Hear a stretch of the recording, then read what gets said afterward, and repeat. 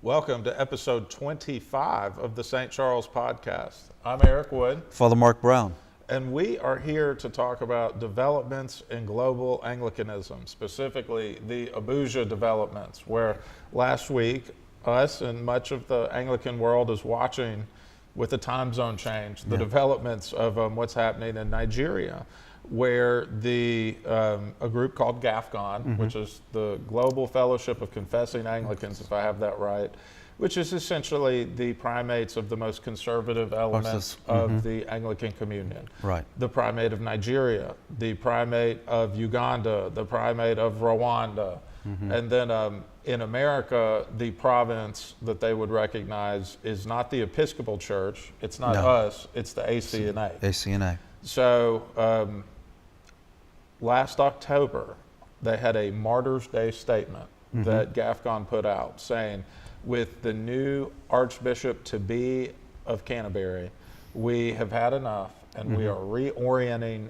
the global Anglican Communion into this new entity. That's away what from we're going to call it. Yeah, away from Canterbury. Get it away from Canterbury and select a new primus. Yes. That was the idea. That's what they said. And that was the narrative up until last week, late one night. Well, late one night. And what happened? Well, they announced the primus would be the Archbishop of Rwanda, which surprised me. I thought it would probably be Nigerian. And then after they did that, they turned around. That was in the afternoon. That night, kind of late at night, no, we're going to do something different. We're going to create another committee. And so there's no primus, there's nothing. And everybody's like, what? They didn't follow through with what they said they were going to do. Somehow, somewhere, they lost their nerve, or they never had their nerve to begin with. I don't know. Feels like something went wrong. So, Father, I was following Father George Conger's Twitter account very closely during all these developments. And he had a post that said, new primus to be selected tonight. And it really was an article that he had wrote on Anglican Ink that built up the mood, this excitement. And he was a little bit critical, as George can. He could smell a little bit of something maybe amiss. Yeah. So he's posting things like, still unclear how many primates are in attendance. Yes. And George, if I remember right, he was at Kigali. I think he's gone to all the GAFCON He's gone to all those things. I think he went to Jerusalem too. Yeah, they were at the first one. But in Kigali, which was 2023, very well attended. Father Calvin was there. Yep. I mean, all these people were in Kigali just a couple years ago, 3 years ago, 2.5 years ago. And these conferences are not normally held every 2 years, 3 years. Normally there's more time between them. 5 to 10 years sometimes. But in this case, the Canterbury development seemed to lead to the necessity of selecting a new primus. And the invitations go out. But I don't know if everybody attended the way they did in Kigali. I don't think. And based on the Anglican Ink reporting, there were only 5 primates in attendance this time around. Whereas like last time, it's double digits, and I think it's almost always significantly more than 5. Right. And some of that is just due to circumstances where Archbishop Steve Wood has some issues right now. So he's under Bishop Julian Dobbs was there. Yes. But he's not technically a primate. No. So he was there. Foley Beach was there, but neither one of them representing the ACNA, but neither one of them are the primate or the archbishop in charge. And there's other bishops there from the ACNA. So you had that, and then you had, just before everything started, the Global South started kind of bucking the system. They were like, we don't know if we really want to do this. Is this necessary? Should we do this? And for listeners, the Global South is an aligned but different grouping. Some of them are the same bishops some of them that are are the in same both bishops, groups, but right. some of them are not. But it would be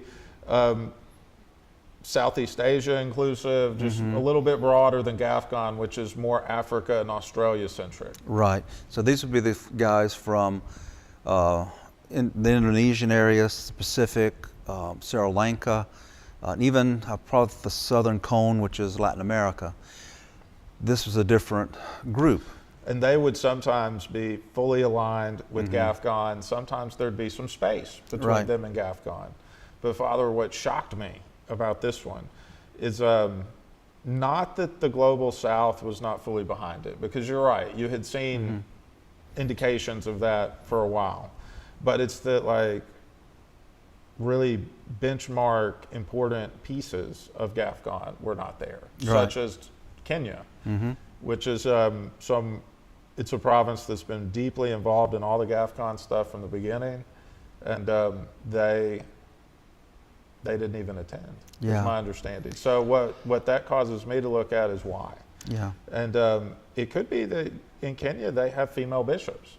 So the same imperative that might exist in Nigeria of we can't recognize this new archbishop, I don't know if Kenya has the same They issues. wouldn't have the same issues because they, like the Church of England, have abandoned Scripture when it comes to ordination, and so does Sudan.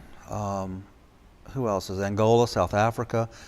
They actually had during this meeting last week the African women bishops, and there's 6 of them. I didn't know that. I just thought there was maybe 1 or 2 out of Kenya, and this seems to has spread through more of the GAFCON community. Where I am thinking, I could be wrong, I think Nigeria is the only one holding the line on not ordaining women. Well, that's a non-starter. If you got a group that's coming in, and I understand they hold the line against homosexuality, like Scripture says, but they're selective on what they hold the line on. And I said, well, it's cultural.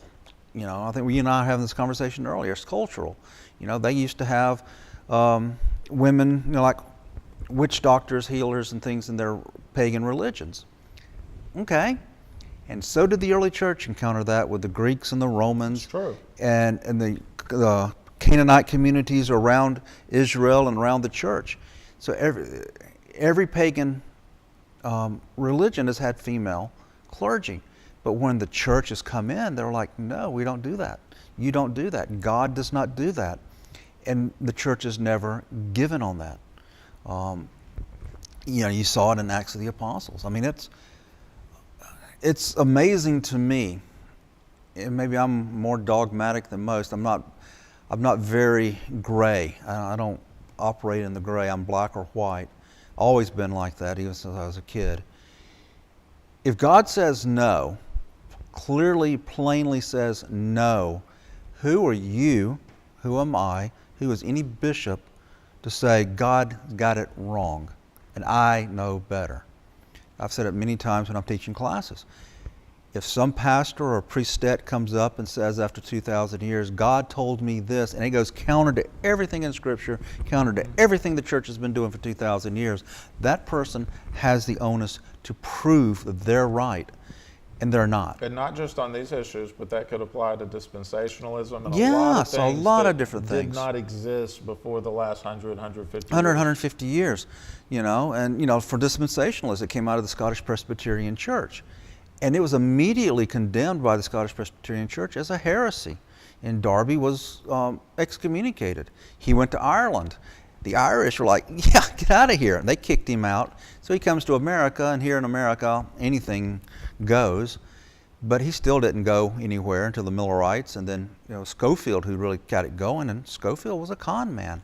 So, Father, let's unpack what just happened in Africa, because I feel like this was significant, where the build-up to it was really substantial. It was. People were... Got everybody's hopes up. Big time. And the idea of a new primus was very attractive from where we sit. That was a new center of gravity that everything could kind of look toward for leadership.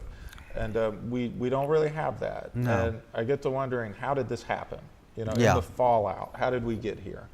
And I think a big part of it is the way, as a Westerner in America, I think of like the African churches as being in lockstep and unison, and that's not really the case. No. Where they have different histories and different theological orientations. And we had talked about Nigeria and female ordination. They have had female deacons, but my understanding is in 2021, it was agreed to that would be phased out. And I think some provinces are, some are not. I don't know the compliance of that, but at least on a top-down level, there's never been more than female deacons, and there's a move to phase out female deacons. Right. On the other end of that spectrum would be like South Sudan or Kenya, where it's full female ordination all the way up to the bishop level. And I don't know exactly how the cultural differences transpire, but I know in Nigeria, it's a very evangelical church that is very looking to the Bible, scripturally based, won't do anything that runs counter to Scripture. And it's a little more 1662 low church compared to what we are, but in other ways, it's our exact same worldview. Yeah, worldview. And the Kenyan church is just a little different, where it has its own prayer book that's not wrong. It's actually kind of cool in some ways, where they enculturate the Christian faith into the pre-existing context. Right. So in Kenya, there's like a certain drum sound for the king, that when the king's coming. And they do that in their Eucharist the same way we would use different musical organ elements. or the bells or something. Yeah. Right, it makes sense. And that's all fine. That makes sense. That's part of their culture. That's all fine. But Nothing wrong with that. It's evolved a little bit from being so 1662 centric, like a Nigerian liturgy, into something that's a uniquely Kenyan liturgy, but it's full embrace of women's ordination. And then you have Uganda and Rwanda that have a unique history with the Uganda martyrs, where culturally they're similar to Kenya in some ways with an openness to female ordination, but they have this unique history where the Catholic Church and the Anglican Church recognized this group of martyrs from the 1890s that were basically killed by a king that wanted to sexually exploit them. Right. And they refused, and they were executed. And the Anglican... Even killed the Anglican bishop. That's right. So all these people are recognized by the national churches there as their martyrs, and they're like the local martyrs. They're the ones that the church, the whole church recognizes their martyrs. Right. And it's uniquely tied to, homosexuality due to the history there. Right. So they're very anti-homosexuality, while at the same time very pro-women's ordination. Right. Is my understanding. Yes. So you've got like three different broad positionings within GAFCON. Right, you do. And, some of that is just what we would call, you hear it from our Roman Catholic friends, cafeteria Catholics. They just kind of pick and choose what they want to believe, or cafeteria Christians. They're just kind of picking and choosing. We're told in Scripture to be in the world, but not of the world. And that's what the early church and the church has maintained since the apostles.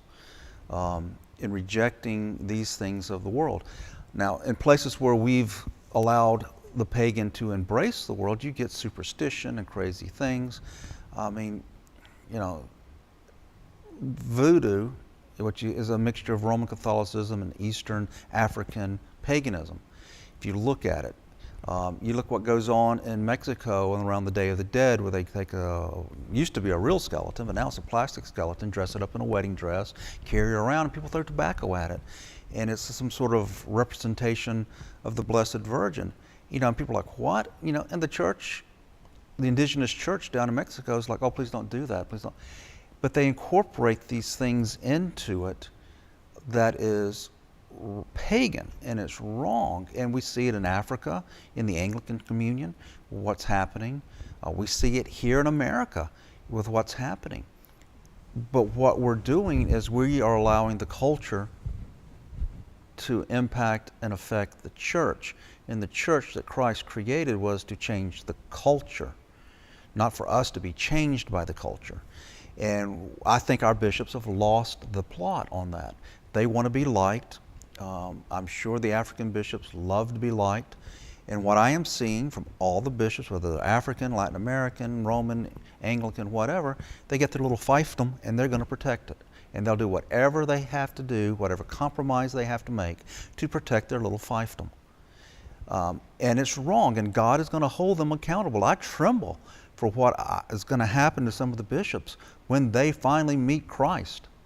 and he's going to say, what were you doing? Was my word not clear?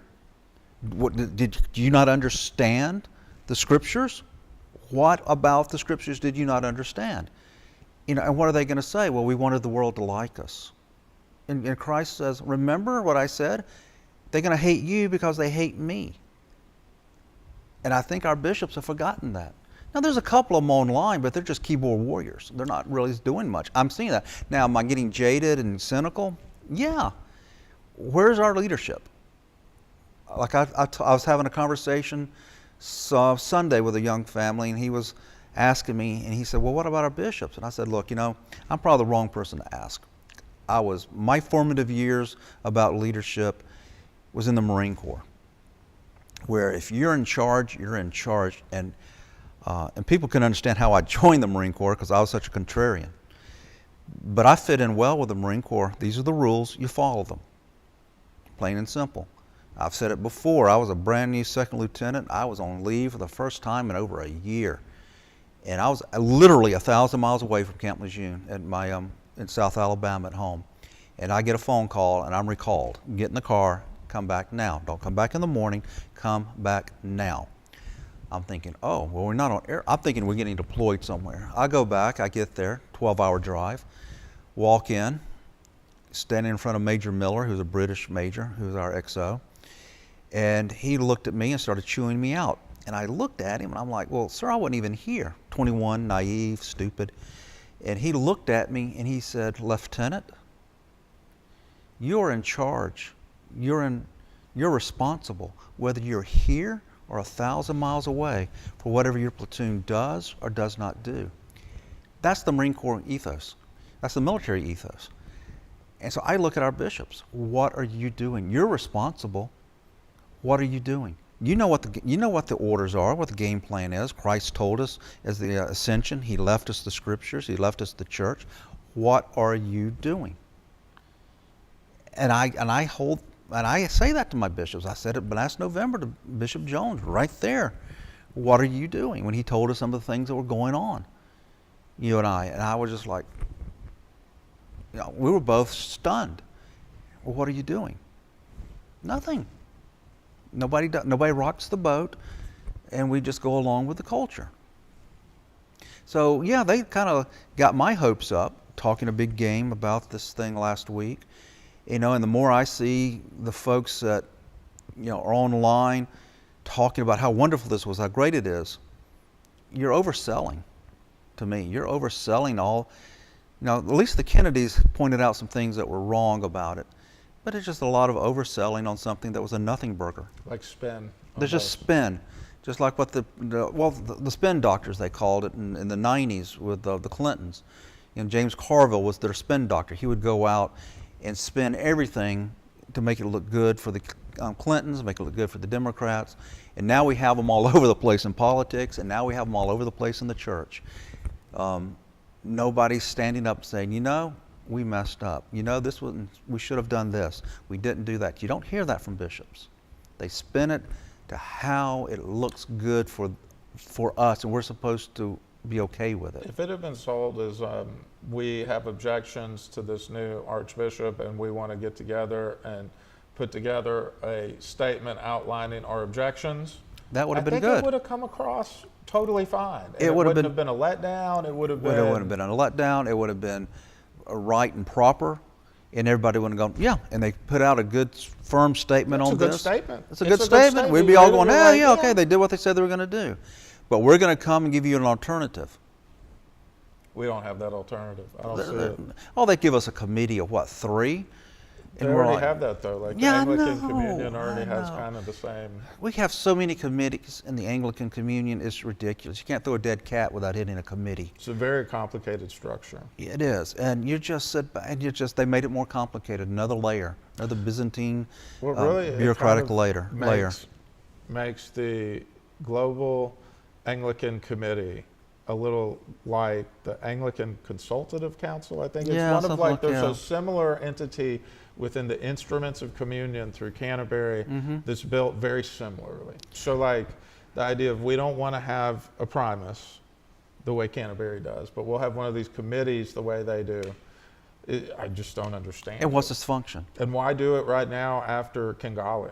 Mm-hmm. Like 2 years ago, 2.5 years ago, very successful gathering, very, very well attended. Yeah. Everybody's there. And what's its purpose? Nobody knows a clear purpose for this committee. You can go look at one blog, they'll tell you this. Look at another blog, they'll tell you this. We watched, you're like, well, what's their purpose? It's just more Anglican fudge, gaslighting, and hypocrisy. It's got to be something where there was not buy-in from enough levels of GAFCON for what was envisioned. Mm-hmm. And I look at it and the field in Africa and globally, and I really see like the church in Nigeria standing out as Mm-hmm. this beacon of growth, of success, of orthodoxy on every level. And it goes back to like the 90s, I think in 1990, where the Church of Nigeria consecrated these missionary bishops to send into northern Nigeria to basically evangelize the the Muslims. Muslim area. And that is something that like I just cannot imagine the Western Church engaging Oh no, in. the Western Church actually tried to get them not to do it. Whereas that's like in the ethos of the Nigerian church, which I find that very attractive from That like is a very global attractive. leadership perspective. That is the way the church should be. Okay, it should be sending missionaries into Muslim countries. Oh, they're going to get killed. Well, duh. Everybody but John of the apostles was killed. You know, they killed Jesus. He resurrected. They killed all the apostles except for John. Go look at our early church bishops. Bishops and priests were dying right and left. They were being murdered right and left because they spoke the gospel and they went into places. I mean, how many times was Paul beaten, stoned, almost killed before they finally beheaded him? And they weren't, I mean, they went in. They didn't shy away from it. The blood of the martyrs is the seed of the church. Right. And now it seems like our bishops just want to shy away from everything. Let's be nice. Let's be the church of nice. We'll win them with niceness. In the last 100 years, we've won nothing. The church has won nothing. Look at America. Now in America, it's an interesting place of like the Nigerian church connections here. So locally in APEC, we have a parish in Illinois that is majority Nigerian, and it's fascinating, and it's that's a high growth aspect of even APEC, Yeah. right? Oh, yeah. And then you get into its own governance. There's two bodies, my understanding, of the Nigerian church in America. Essentially, you had Cana, where in the early days of the ACNA, and as all the fallout is happening with the Gene Robinson issues and troubles, the church in Nigeria says we want to help. Yes. And they start sending, I don't remember if it's missionary bishops or just doing sending their bishops from Nigeria here for consecrations. Oh, they sent bishops that are still here, that have been here for a decade or more. Bishop Orji comes. Orji, he comes but to he mind. comes from like Canada originally, I think. I think he's part, maybe. I don't know exactly. I know he's Maybe he from went to that school in Nigeria. Canada. Yeah, I mean we have some other bishops that were in the ACNA who were from the Nigerian church, like Bishop Derek Jones and such. But see, when that started in the early 2000s, they started sending. I mean, you had a lot of different alphabet soup coming in. You had a MIA, That was the Anglican, Rwandan. the Rwandan corollary. side, right? And you had Cana, then you have Cana East, Cana West, and all this different, and they all started slowly folding in to the ACNA. And I can't remember the name of this. He's a Ugandan bishop. He's up in the Northeast, and he kind of put whoa, wait a minute, what's going on with the ACNA? Yeah, there's a separate, so my understanding is Cana turned in to the Diocese of the Living Word is what Cana East turned into. Right. And it's now led by Bishop Julian Dobbs, who's acting as the head of the whole ACNA. Right. And then Cana West became the Diocese of All Nations. And Right, it that's is Bishop led- Orji. Bishop Orji. And Father Glore is with that's the his Diocese bishop. of All Nations. And then there's another bishop who is somehow directly connected to the Church of Nigeria, is my understanding. And he still has some parishes in North America from like the fallout of the original Cana spread. So yeah, there's still some here. The African bishops came here in the early 2000s to help get an Orthodox Anglican church going that would counter tech. And the continuing churches just acted like the continuing churches and didn't want to play. And they came in and they started forming these things. And even you watch the African bishops, especially when they started getting online and you're looking, you're starting to see them going, wait a minute.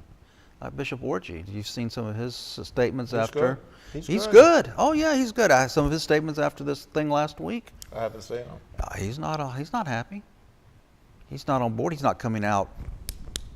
But you can read between the lines, and you can see he's not happy. What were we doing? What was the purpose? Why is this?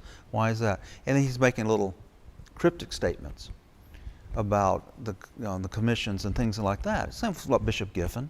You're seeing him making some of those statements about what happened last week, and you're like, So there is some kind of, let's shine the light on what happened.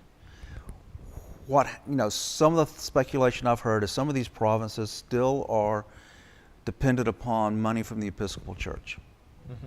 And so they're not going to say or do things that is going to upset the folks that are giving them money. Nigeria doesn't have that problem. They are totally independent, They are self-supporting. totally independent. And I would, if there was a team I was rooting for, it was the Nigerian church. Mm-hmm. They would become the primus. They would lead us because they're the most orthodox that I see there. And I would say, they're more orthodox than the ACNA. And I was like, somebody said, well, what if it's an African bishop? I'm like, so what? I don't care. If he's Orthodox, bring him in. I mean, the first bishop of the Anglicans was Aristobulus, who was from the East. He wasn't a white-skinned guy. He was brown-skinned. Who cares what color they are? I want an Orthodox bishop here now. I don't care if he comes from Nigeria. I don't care if he comes from Greece. I don't care if he comes from the Middle East. I don't care. I want an Orthodox bishop who's going to live the commission, who is going to lead us. Mm-hmm. That's what I don't care where he comes from. I wonder how this will play out now if my read is correct, that the impetus behind this meeting, mm-hmm. having Abuja in the first place, was Sydney, North America through the ACNA in some quarters, mm-hmm. and then Nigeria. Where does Nigeria go from here?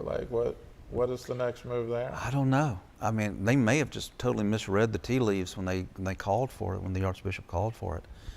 He may have thought he had more support. Maybe he's just as surprised as we are. Mm-hmm. I haven't read. So this is going to be a time where we're going to have to sit back and see what the Nigerians do.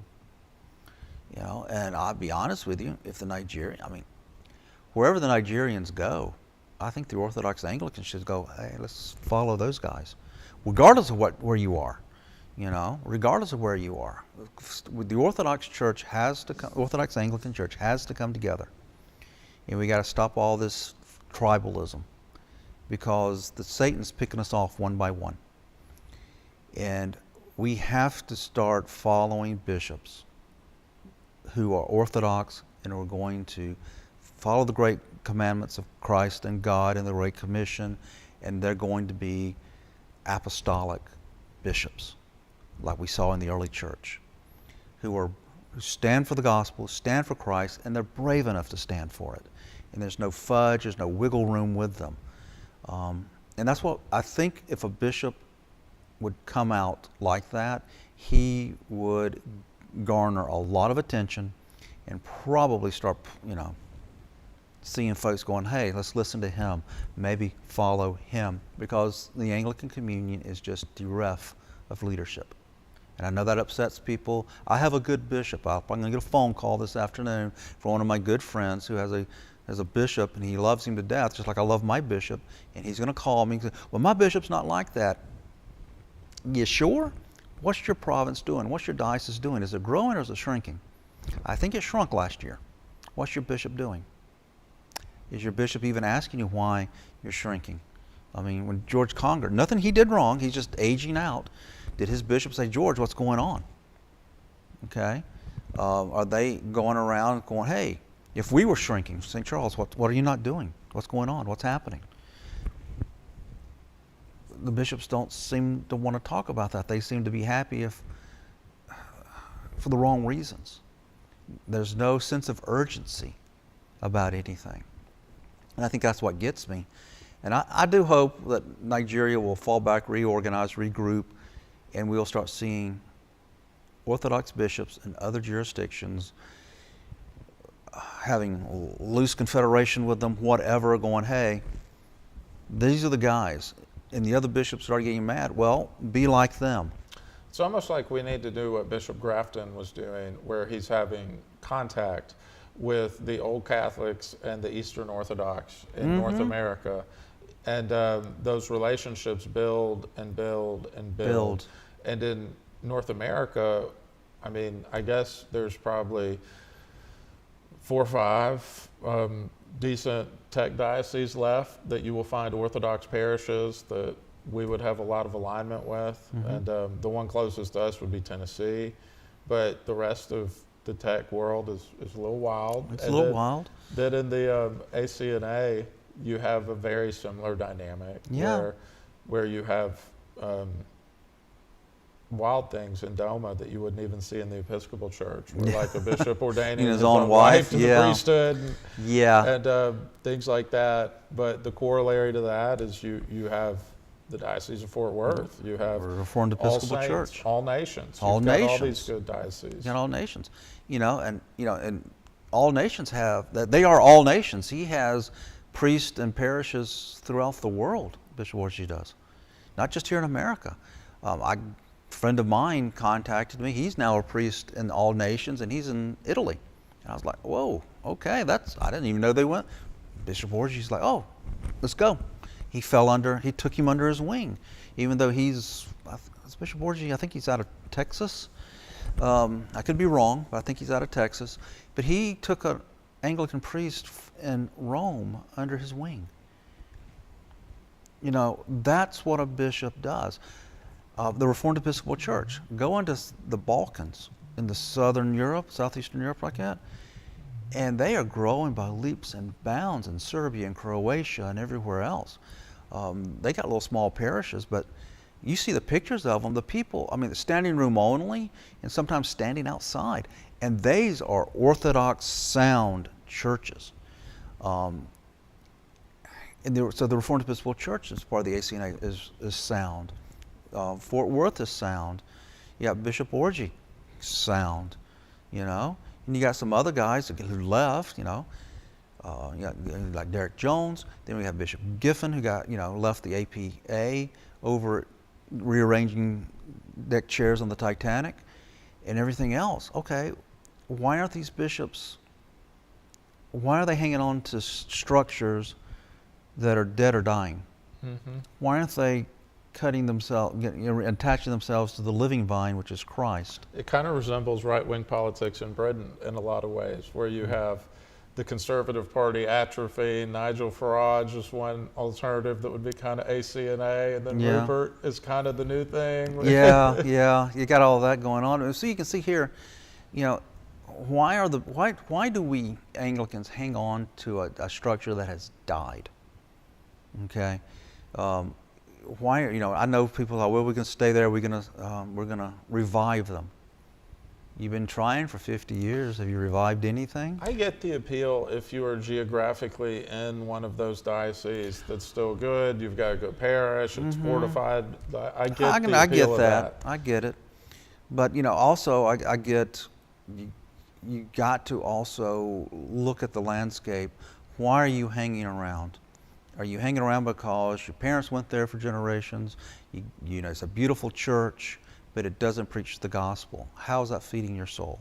How is that getting you ready for the afterlife? I think they still do in some of the places in those dioceses, in those few geographic dioceses. Some they do. And you can see it. There's a group on Facebook, the, what is it called? Oh my gosh. Episcopal Fellowship for Renewal. Orthodox Episcopal Church, Episcopalians.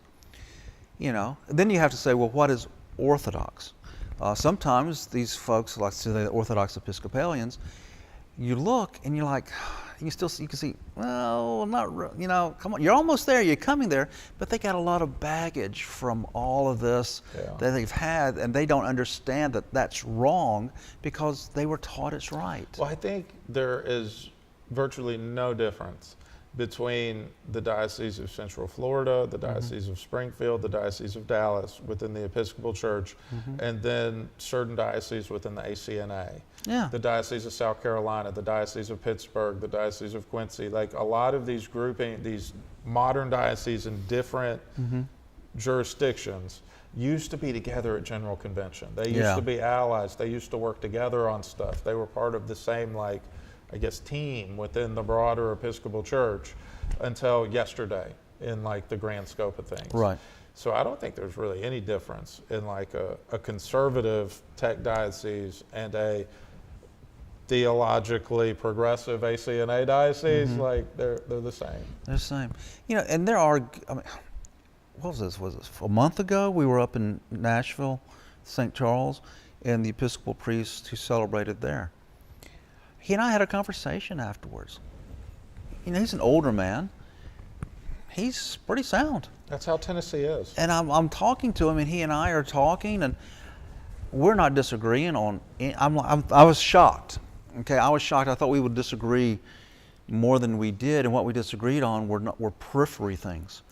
And I was literally shocked that here was an Episcopal priest. Yes, he's probably old enough to be my father.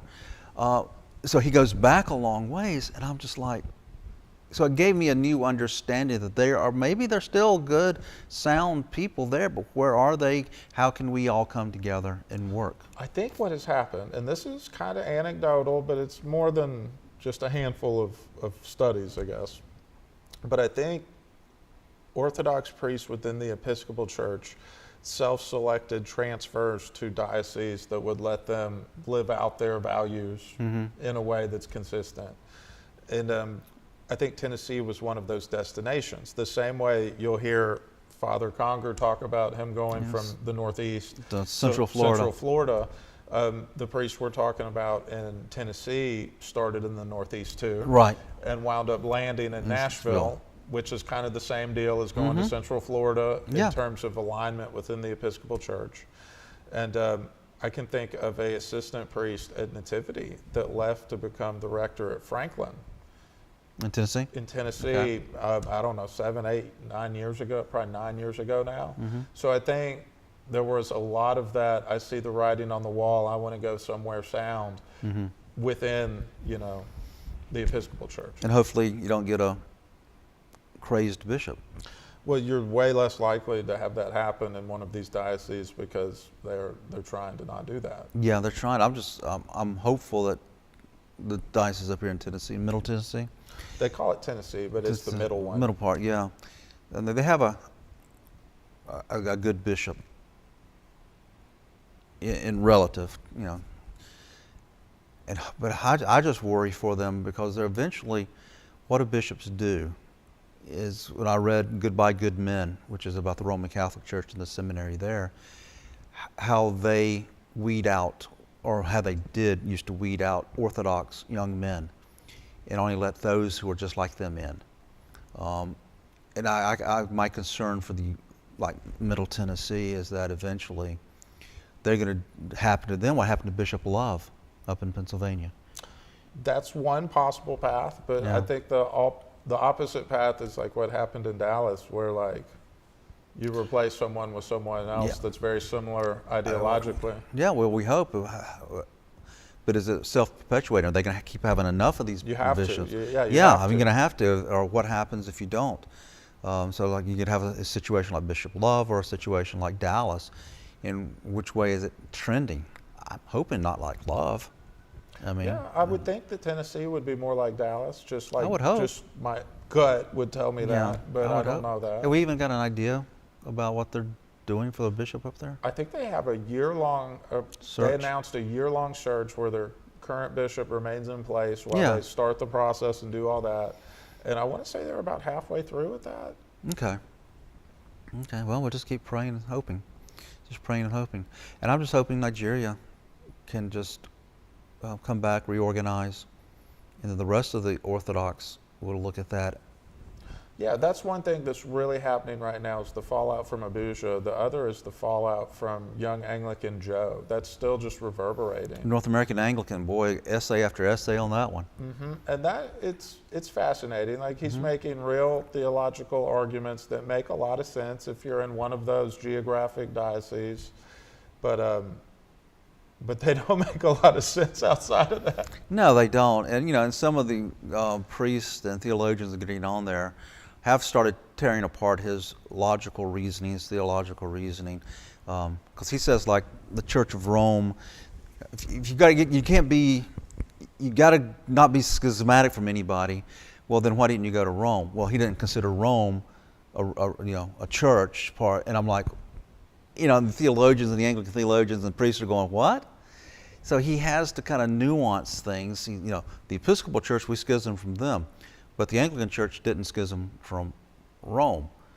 Well, we didn't, but if that's your logic, you got to go. It's like I listen to people say, I'm going to this church because it's bigger, or I'm going to become a Roman Catholic because it's bigger and worldwide. And I'm like, yeah, I'm listening to the reasons, and none of them really good theological reasons. I'm saying, so when are you going to become a Muslim? Huh? Islam's bigger than Christianity, bigger than the Roman Catholic Church. So when are you going to become a Muslim? If bigger is right, when are you doing that? And then I get shocked looks, deer in the headlight looks, or I get angry retorts or something. But using your logic, Joe, how long are you going to stay in the Episcopal Church before you go to Rome or some other way? Or you decide to wake up one day and go, hey, I figured it out. It's Islam. It's like I said. Nobody ever answered me when I was on there. I said, how long did he talk to his priest? Did he even talk to his priest? And nobody wants to address that. Because I don't think he talked to him. I think he just sat up on his internet and he looked at these things and looked at other internet theologians and he read some things. Maybe he stayed in the Best West, what was that? Holiday Inn Express, that commercial they used to have. And he decided this. No, I shut down a Roman Catholic postulant about a month ago. He came here, he drove 3 hours to get here, talking about becoming an Anglican. What would happen if if I wanted to be a priest? I'm like, well, you're not even an Anglican yet. And he said, well, I'm a postulant. And I thought, what? Does your bishop know you're here? Does your spiritual advisor know you're here? You need to let them know. You can't do that. That's why you have priests. That's why you have your spiritual advisor. To go and talk to them about spiritual things, and I'll just come up with it on your own. Thinking yourself wise, you become what? A fool. I'm not saying your priest has all the answers, but if he doesn't, he's picking the phone up, calling another priest, calling a theologian. I'm calling the canon theologian down in Birmingham, or I'm going to be calling one of the bishops. Somebody's going to get an answer. It could be that, and I'm very guilty of this, of living in online spaces and developing your thoughts based on the people you're interacting with online. Yeah. And Joe has an impressive circle of the people he's interacting with are in a lot of ways the best and the brightest of the Episcopal Church, where they come from like the best dioceses, where they have the resources to send them to legit seminaries that are still really good, like Nashotah or wherever, and they develop these arguments in favor of the Episcopal Church that make a lot of sense in Dallas or in Tennessee or in Springfield. Yeah. Not in Pennsylvania. Yeah. Not in Pennsylvania. And but a lot of times I will tell folks, if you don't want to tell somebody what you're doing, you're in your heart of hearts, you know it's wrong. Well, he thinks it's right in the circle of online people from those places. But that's not reality. That's make-believe. But it is real in those places. It is in those places. And a lot of young people online think online is reality. I've run into young veterans who did a lot of things online, and then they have some problems when they're in the military and they come out. Not that I'm not trying to be harsh. I was a lieutenant. I lost 6 friends before I made first lieutenant. Okay, none of them died in their sleep of natural causes. And that's as far as I'm going to go with it. I even took one home and lied to his mother to his face on how he died. Okay, for the job I used to do in the Marines. Okay, how do I get that? It's my faith, and I'm surrounded and grounded in reality. So many people, their only reality is online. And you can find anything you want to that feeds your perception, and you get no pushback. So I can go online and be in a group that nobody challenges me. And all that that's going to do is feed my false sense of reality. Because then when you get out into the real world and somebody pushes back against you, you don't know how to act. And we see that with young liberals running around. They get off the campuses, they get out behind the internet, and somebody says, no, I don't agree with that. They don't know how to react other than like a 3-year-old toddler with rage. And you're like, whatever happened to just disagreeing? You know? I have good friends I disagree with. Why? Because we sit down and we look at each other. Before I make a decision, last thing I'm going to do is go online and ask a whole bunch of folks. I'm going to pick up the phone. I'm going to go see my friends. I'm going to pick up the phone and talk to my friends that I know and know me. And I'm not going to take the advice of, like young Joe, and as a lot of young people do, of the netherworld with these voices coming in. That will lead you down a wrong way. A lot of it is just so much driven by geography, Yeah. where I can only speak to our geography because I feel like I actually know what I'm talking about if I talk about Alabama and a little bit of what we're next to. Yeah. But in Alabama, we don't really have a huge ACNA presence. No. And our tech presence has just rapidly changed. We don't over have the a last- huge Anglican presence in Alabama at all, whether it's tech, ACNA, continuing. Well, tech was. So Well, not now. I mean, up it's until- shrinking. Up until not that long ago, you had like 32,000 people membership in the Diocese of Alabama, which was pretty big. Like Yeah. if you look at different dioceses in the Episcopal Church, like some of them are like a tenth of that size, and they're still a diocese, right? So like that's a big diocese, and it's probably 2/3 of what it was back then, maybe less, but. That's really the main Anglican presence here, because the ACNA, like there weren't a lot of plants here. There weren't a lot of parishes that tried to leave. I think there was an early attempt somewhere, and the Alabama Supreme Court ruled for the Episcopal Church, and like nobody tried anything after that. Right. That's my understanding. So we don't have a lot of options outside of the continuing church here, and that's just the truth. Oh, so in here in Montevallo, in APEC, we have very dynamic, thriving Anglican parishes in APEC that people will drive for. And you kind of have to in Alabama because you have to don't drive. have a lot of good options for like traditional Anglican parishes. But I think in other parts of the country, it's really not like that. So like if you're in Texas, you have this like, you're overflowing with options. Yeah, different Anglican options, yeah.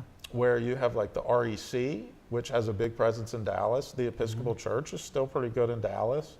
In Fort Worth, the ACNA, the whole diocese left, and that's a real dynamic. The Reformed Episcopal Church is big in Texas. Yeah. Yeah. The Ordinariate is out of Houston. They have a big presence. So you have like the Anglican Ordinariate, Roman Catholic stuff. It's just not like that here. No, it's not. And it's not like that out west either. I mean, I have some people I know out like in Wyoming or Colorado that, they would love to have an Anglican presence. They go either to the Roman Catholic Church or an Orthodox Church, and some of them say we even have to go to the Baptist Church because there's not a presence out there. And part of that is because Anglicans haven't, let's be blunt, we haven't evangelized. We haven't gotten, I lived in Huntsville back in the early 90s. I had no idea this church existed. Okay. I came back to visit family, almost 10 years ago now. My wife's aunt and uncle who lived down by the hospital, across this, a block away over from the hospital, south side.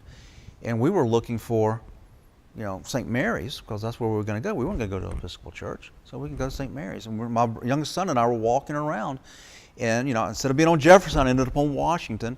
And I said, oh, we're on the back side of St. Mary's, there it is. And my son, Caleb, he turned and looked at me and said, well, Daddy, what church is this? And I turned and looked, and it said St. Charles. The sign was falling apart. I said, well, I think it's abandoned.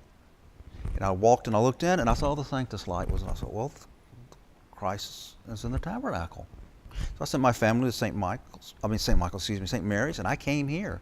And it was a small parish, but they had no nothing like what we're doing now. And that's because of young folks like Caleb and them coming in and doing that and saying, "Hey, Father, you need to do this. Hey, Father, you need to do that," and we're growing. But most continuing churches have no advertising. We'll just put an ad in the newspaper. Well, there's no newspapers anymore. They're all online. So most of them don't. They still live in like it's the 80s, and so we don't get the word out. I mean, I had a lady who actually cleans our church, and she lived 4 blocks up this way most of her life. She now lives down in Lacey Springs, but she lived up there. She said, "Father, I never knew this church was here, and I lived 4 blocks from it." And people still think I belong to St. Mary's when I walk downtown. Well, in some ways, that's what the ACNA has done well, which is the church planting and church growth in a lot of parts of the country. I would say Alabama did not get as much of that as maybe some other regions, and I don't really know why. Well, they're planting where there's a perceived need. The Reformed Episcopal Church, for their REC 100, they want to plant 100 parishes. That's a little different, though. That's within the REC. Within the REC, and they want to do that. I actually got names from Ken and Vincent a couple of weeks ago from people who came to their website and said, "Hey, is there any churches in North Alabama? We want an Anglican presence in North Alabama." He and I and Father Steve out in California, we corresponded back and forth, and then when I get an email with their names and their emails, and I reached out to them. We're not even in communion with each other, but the REC is like, "Hey, there's already a church there. Hey, you got an Anglican presence already." Now, what happened in the ACNA, Bob Duncan wanted 1,000 parishes come hook or crook. And he brought in all sorts of people that, most of them had no clue what it meant to be an Anglican, what it meant to have a liturgy, what the sacraments meant. I'm talking one of their bishops, Hunter. The C4SO guy. Yeah, he's retired, he's gone. And what did they bring in? And then they bring in folks that have no clue what it means to be an Anglican. But they did get the word out. And they got the word out. They've got a membership over 100,000 now. Yeah. And they've got a lot of things that the continuing church just wasn't able to do in like the 80s, 90s era that would match the same time frame, if that makes sense. Yeah, they had the ability, they didn't have the desire. What happened when the continuing church left? Most of them were the Anglo-Catholics. And they didn't like what was going on in the Episcopal Church, besides women's ordination, the prayer book, and some other things. So they all left. And then they became this little bunker mentality. We're going to be Anglo-Catholic, and that's it. And they didn't reach out. It almost kind of became like we would call the 5-point Calvinists, the frozen chosen. Some of the primitive Baptists. If God wants you to come to my church, He'll send you. They don't go out and evangelize. God will send you if He wants you at my church. And that's kind of the mentality. And you still see it. You just don't see it throughout all the parishes. You don't have parishes like... We have to get past that. That's yeah, something we the got to get ACNA past doesn't that. have that problem. No. St. James on the Glebe up in the peninsula in Virginia. Yeah, the young priest who went there, this is like a church that's over 300 years old, this whole area. He went there, it was falling apart. And he and his wife, I think she was pregnant with her child and had his small kids, they went in there. This priest, Fife, he's turned that place around. It's growing, they've added to it, they've expanded it. They've started APA, I think. APA, they started a school. That's what we need to do. He got it out. And it wasn't slow growth. We have slow, steady growth. His was explosive growth because they got the word out and the right people started talking. But the people in his parish are the ones bringing everybody in. They're talking about it. We got to learn from what the ACNA did right. Yes. And start doing those things that are orthodox that they did right that contributed to that growth. Yeah, we can do that. We should. We should look at that. We should say, hey, what's Kevin Fife up in St. James doing? How is he making an impact for the kingdom? We need to learn that. And, APEC needs to learn that. Our diocese, we need to learn that. A lot of the church growth methods are from evangelicals. I get them in the emails. I see them. I look at them. I just pulled down another one last night, and there's gimmicks and this and that. And I'm like, well, okay, where's the gospel? No, we can't. We don't do that. We're a liturgical church. No, we're not going to have a coffee machine. And all these silly things you see that the evangelical churches are still doing, and they're starting to lose people because, as I was talking to an evangelical couple yesterday afternoon, who are looking to come here, and listening to them, they didn't come right out and say they're so shallow. Listening to what they say they offered, and plus what they've seen online, they're looking at as I was told by one Pentecostal pastor, y'all have a richness. You have a depth to you that we don't have. And I'm like, okay, the evangelicals are starting to understand they are missing things. But how do we reach out to them? And I think maybe there are things within our tradition that if we are so bunker Anglo-Catholic, we're not going to offer that we could offer. We could offer a morning prayer style, 1662 style. Well, that's what I'm doing. I mean, I've started. We're very Anglo-Catholic. We have one mass that's Anglo-Catholic. The other two masses during the week are low church, more evangelical. Okay, I'm an Anglo-Catholic. Okay, Father Glore does one of the early mass on Sunday. It's more evangelical. Okay, we have morning and evening prayer. The morning prayer is more of an evangelical line. The morning prayer is more evangelical. Evening prayer, eventually it's going to turn into evening song. When I get a cantor, so we'll start doing what? We want a more Anglo-Catholic evening song. We have enough here for anybody. It's like the couple that was talking yesterday. They were like, so do I have to do this with Mary? What about this? I like the icons, the statues. And it's coming from an evangelical background, and so I'm talking to them about that. And I come from an evangelical background. I was a Southern Baptist pastor. So I understand what to do and how do we do it. Well, we've got to figure out a way to get the parish engaged. I'm reaching out, and hopefully in a couple of weeks we'll be talking to a Baptist pastor south here, and I'm inviting him to lessons and carols. And I'm going to see if I can work out, hey, some of your choir. Lessons and carols is something anybody can come to. You don't have to be a Christian to come to it. The only thing you're going to hear is some scripture reading. Yes, I'm going to pray, but you can hear some scripture readings, and you can sing a whole bunch of the good traditional Christmas songs that any Christian can get behind. Okay? Yes, I might be in a cassock. Okay? If this Baptist pastor agrees, he'll be in a suit and tie, or maybe he'll just be in a shirt and a tie. Who cares? I like it where they wear the suit. Yeah, I do too. I mean, that's my preference. Okay. Don't take the suit off. No, Don't do that. no. But why can't we? I know the Eucharist separates us. Well, it shouldn't, but it does, because that's man-made separation. But evening prayer, morning prayer, lessons and carols. Why can't this church or any church that have not only Anglicans in here, but Roman Catholics, Baptists, Pentecostals coming? I mean, when we do Ash Wednesday, I got Roman Catholics in here. I have Methodists in here. I have Presbyterians in here. Father Glore and I we don't care. We don't ask for your credentials before we smear the ashes on it. Evangelicals love that for like special services, for something that they know that their place is not offering, or if they do, it's in a less than authentic way that they can kind of sense. But maybe we could think about things the way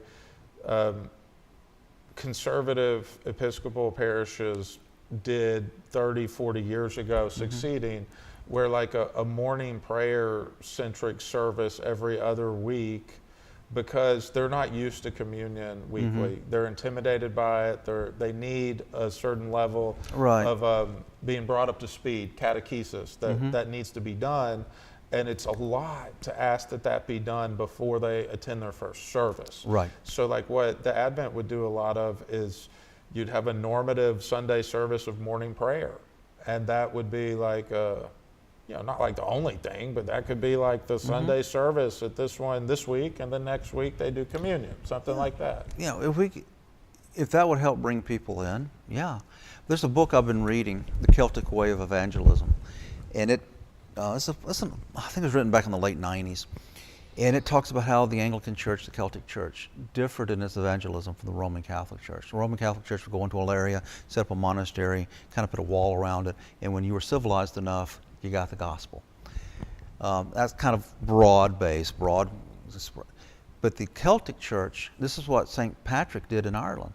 He'd show up and get permission, build a place. They would have church, and they would constantly inviting people. Hey, come on in, eat with us. Hey, come on in and do this. And they built relationships well before these people ever became Christians. That's the way the Anglican Church used to be.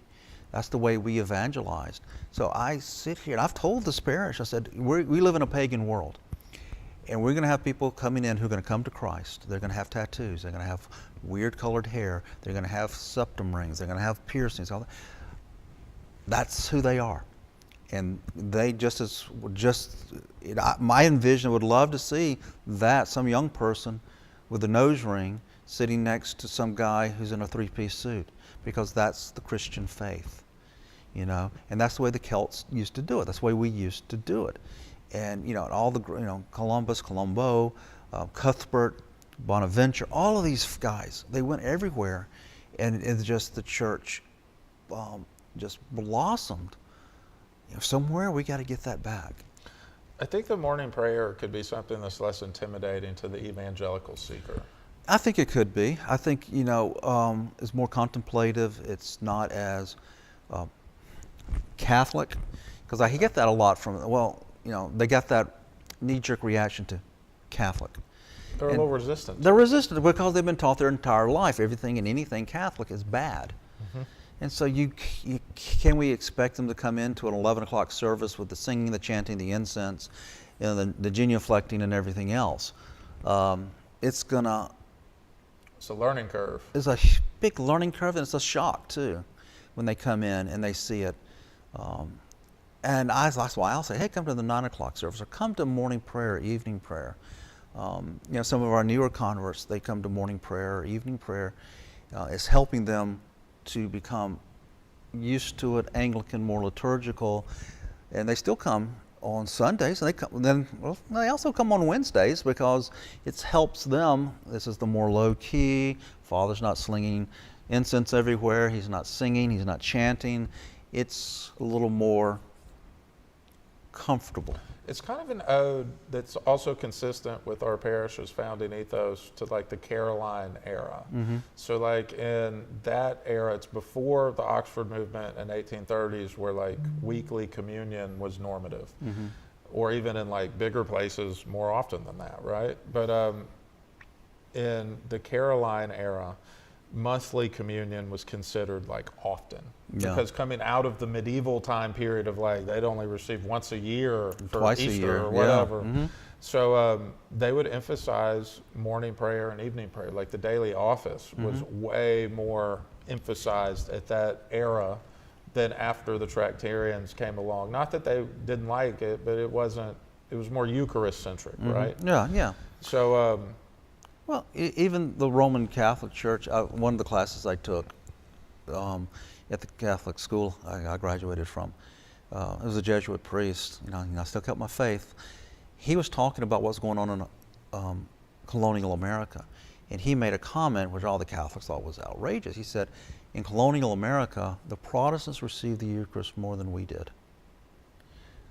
He said they were receiving weekly. And they would go to confession, and they would get confession coins. And if they traveled somewhere else, they would have to get that coin to the other pastor to know they had made their confession, and they were in a state of grace. Whereas we, meaning the Roman Catholics, we did it once a year. The rest of the time, you just observed it. Most of y'all didn't understand what was going on. I mean, people sit there and say a rosary, they knit. That's why we ring bells. Y'all know what's going on, but why are you ringing the bells? Well, they would ring the bells in the medieval church to let the people know something important was happening. And so they would look up from whatever they were doing to visualize what was happening. Also, like the holding up. Yeah. That was a big thing in the medieval. That was a big thing. The people might not receive, but they'd see it. They could see it. And they could, once a year, they might receive it around Easter, but the priest received all the time. And some of that still goes on in the Roman Church. They don't give the blood of Christ. They say, we can get everything in the host. And that's why, Anglicanism, you give both. You know, I mean, when I was studying for that, it was like we give both. We do not withhold any of the sacrament from the people, and that's kind of a holdover from that. But yeah, morning prayer. Okay, if we, you know, our evening prayer. If they, hey, let's do an evening prayer this time, Saturday night. Let's do an evening prayer. So, okay, not even evening song, just an evening or something, or a Sunday morning, if that will bring people in. Evening prayer does lend itself to the evensong tradition. There's just Yeah. so much great Anglican music built up over the last 200, 300 years hymnal for is- that office. Our hymnal is filled with service music for morning and evening prayer. But especially evening prayer. But is evening good. prayer, yeah, the Magnificat and all that, it's all put to music. And it's a great tradition. But, you know, if I can offer a morning prayer that will bring curious people in, whether they're Christian or not, I don't, you know, okay. Maybe the answer is not this or that, but all of the above. All the above, okay. You got 2 priests here, and in a year or two, you're going to have a couple of deacons. Yeah, we can offer a heck of a lot more going forward than when you just had one priest here running around like his hair was on fire, you know, trying to do everything. I think that's a good ending point. Yes, it Father. is. All right. I enjoyed it. Congratulations. Yeah. Yeah. We'll see you next time. Mm-hmm.